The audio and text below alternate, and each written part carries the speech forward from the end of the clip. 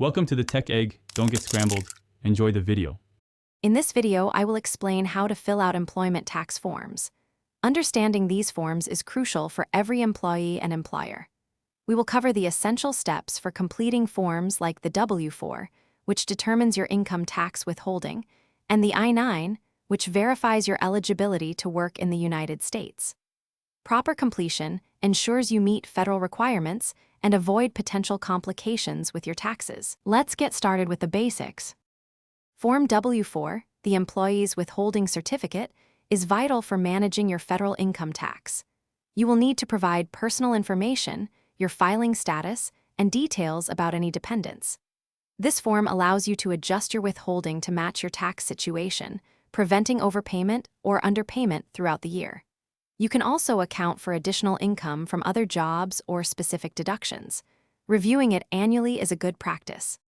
The Form I-9, Employment Eligibility Verification, is a two-part form. As an employee, you complete Section 1, providing personal details and attesting to your work authorization.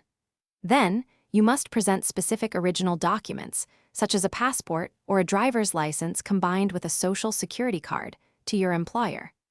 Your employer then completes Section 2, verifying your documents and ensuring compliance with federal regulations. This process is mandatory for all new hires.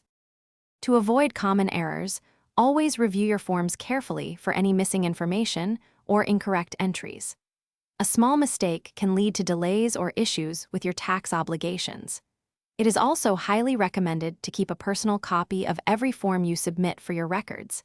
If you have complex tax situations or specific questions, remember that the Internal Revenue Service website offers extensive resources, and a qualified tax professional can provide personalized advice. Thanks for watching. Consider subscribing if I helped unscramble your problems.